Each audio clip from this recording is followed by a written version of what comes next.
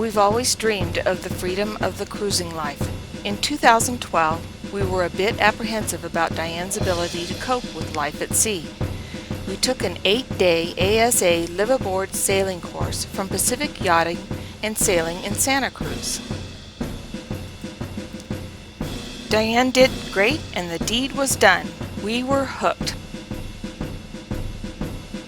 We spent the next 2 years looking for the right boat. We found Pacific Wonder in Port Townsend, Washington, and we made her ours.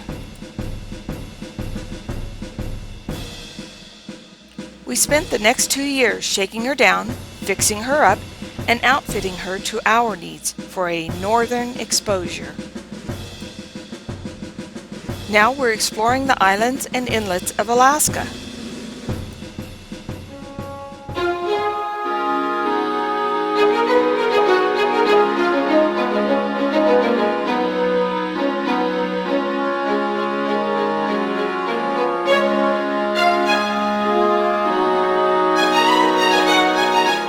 This is the video log of the sailing vessel Pacific Wonder.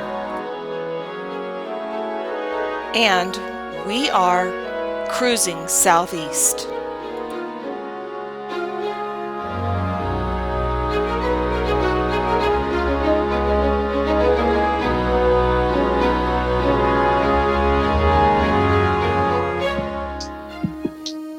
In our last series, we cruised into Ketchikan, a busy and vibrant tourist port full of massive cruise ships, hordes of adventuresome city slickers, and buzzing with float planes. Honestly, we couldn't wait to leave. After 4 days of screaming propellers and the continuing stench of half-burned aviation fuel, we threw the lines and headed north out Tongass Narrows. Right on cue, humpbacks. Yes!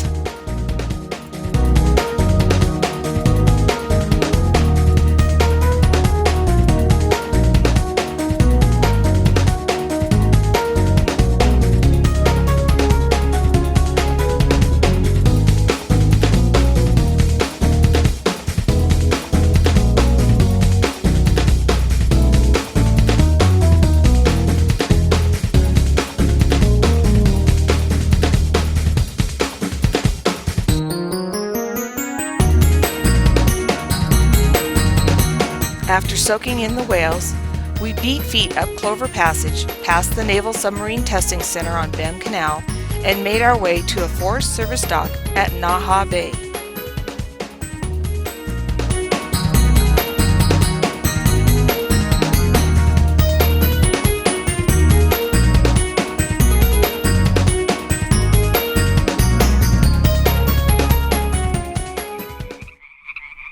Time for some rainforest.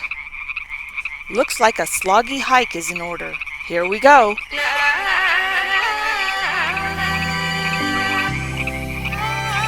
Yes, this is fur country. Beware the traps. Cute little bugger up a tree, but where's Mom?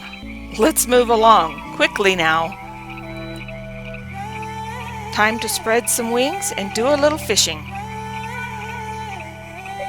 Nobody home. Dolly Varden's 1, Carrie 0. That's fishing.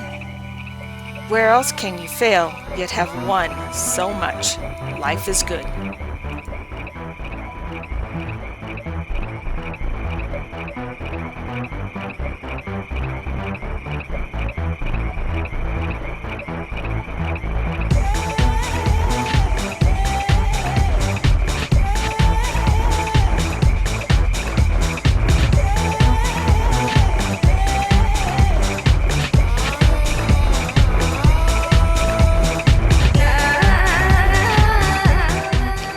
Bears like to wreck the people pass.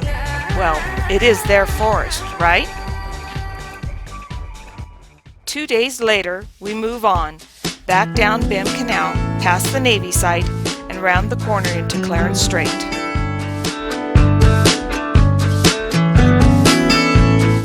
As we enter Ernst Sound, passing Union Bay, something incredible happens. Orcas! Orcas here, orcas there, lots of orcas everywhere. Yes!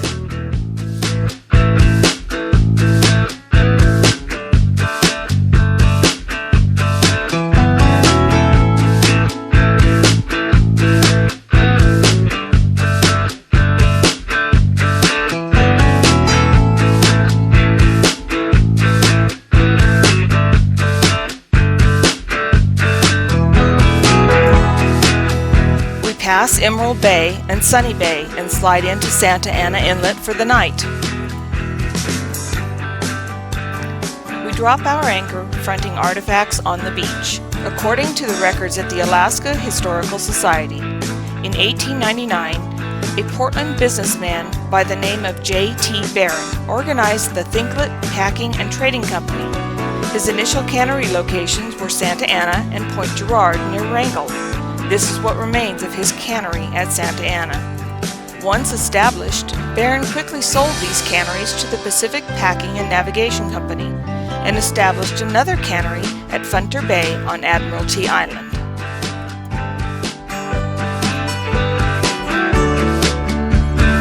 The next morning, we weigh anchor and glide past Deer Island onto a pastel painting of mountains and sky on a canvas of glass. This is an amazing experience. And of course, we are not alone. There are the humpbacks.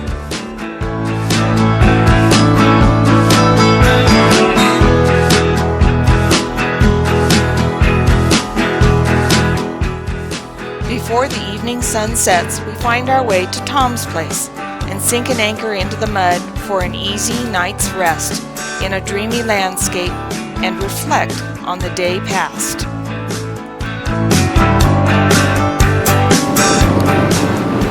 Okay, where are we?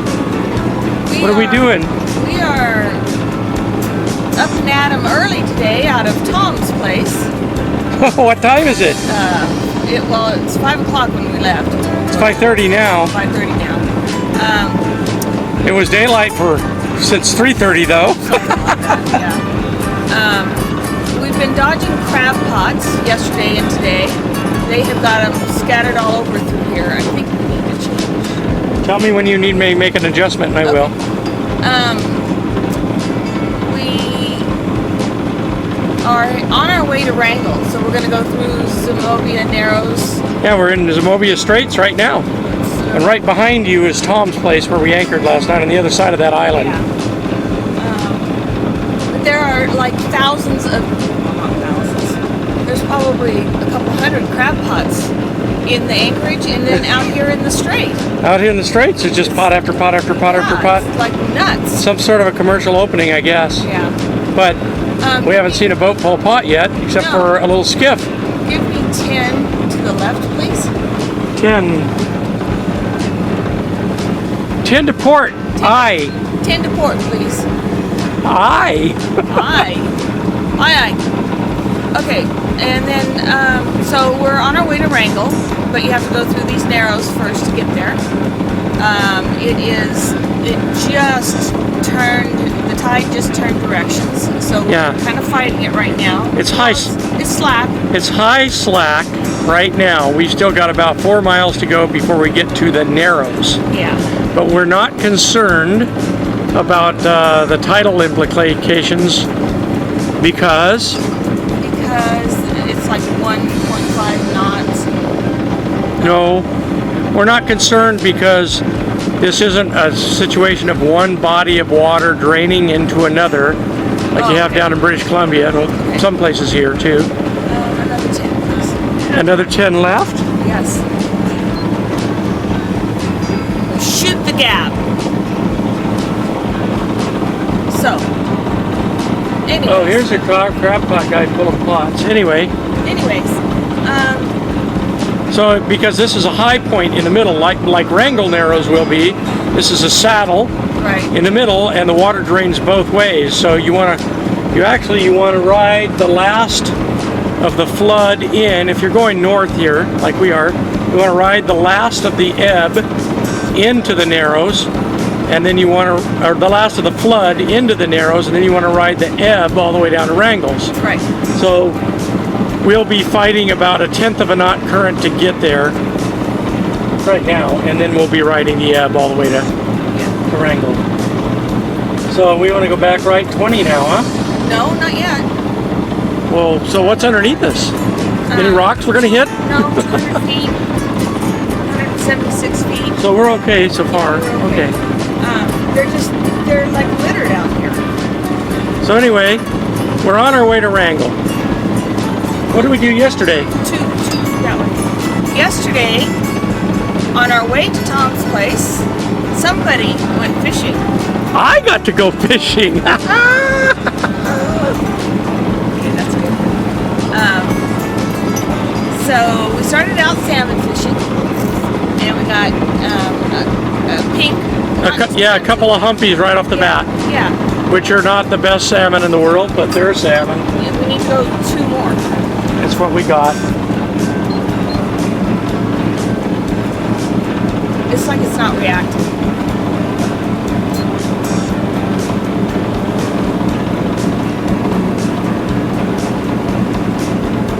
Damn. You know, and this is what she's worried about right here. And there are literally hundreds of these that we have to dodge just to get at the fairway. And there's what's going on with them right there. So anyway, Now we're good. Leave it right there. so yesterday we went fishing Yeah. and we caught a couple of salmon. Caught a couple of salmon. They're pinks. We're gonna try them out and see if we like eating them or not. Yeah, and mainly we kept them because they make good halibut bait. Right. So if we don't eat them, we'll use them. Yeah. And then somebody found a rock. Yeah, we intentionally went looking for A rock. a high spot, a rock, so we could get a fish to eat, a dinner fish. So in Alaska, there's one rockfish. There might be more, but the one that I remember that you can only have one if you're a non-resident. Right. The whole year. Yeah, you can only catch one for the entire year. Now, Carrie drops down her special little lure.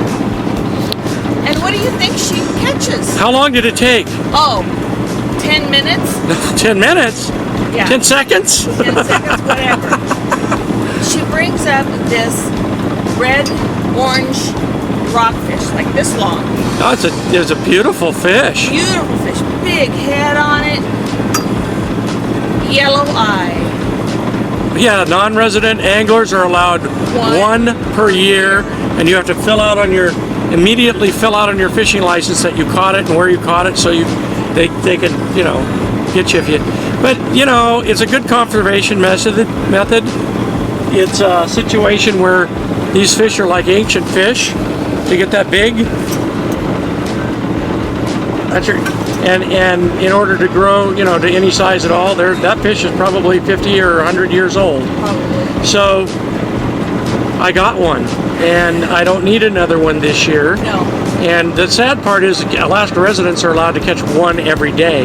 Yeah. And that seems, if that's the case, that they're that If it's a rare conservation matter, and they're that overfished, why not make it one for... But beautiful white rock cod meat. It's so delicious. It was so mild. It's like the best ever fish. So Yeah. we'll catch one again next year. So is that calendar year or fiscal year? Funny. You can tell you used to work for the government. Anyways. Okay, So, we need to get back to business here. yep, we do. I think I'm done. I'm headed to Wrangell. We're headed to Wrangell. We'll check in at Wrangell. Take a quick look around us here. I hate this panning business, but there are a couple of houses here on the beach, here and there, and then here's the Narrows. A couple of boats started in front of us already there to the Narrows. So, off we go into the abyss in Alaska.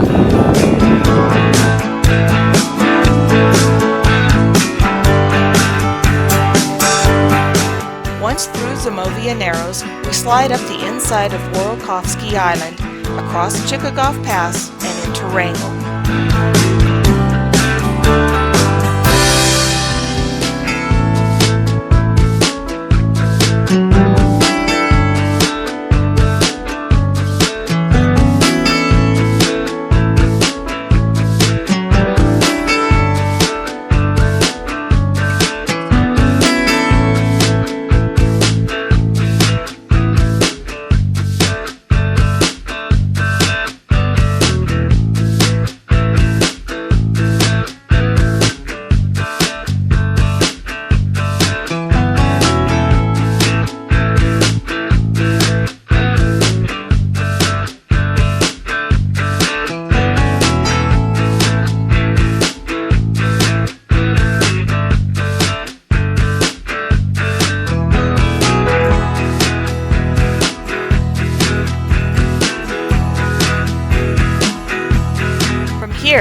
snowy glaciers backing the Stikine River are majestic.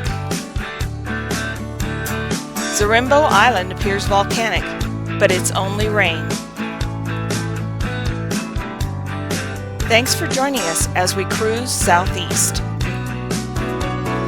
Tune in next week as we explore the town of Wrangell, then tackle Wrangell Narrows into Petersburg. Click on the icon on the left to subscribe to Pacific Wonder on YouTube. Click on the icon on the right to see our series, North to Alaska, the Inside Passage.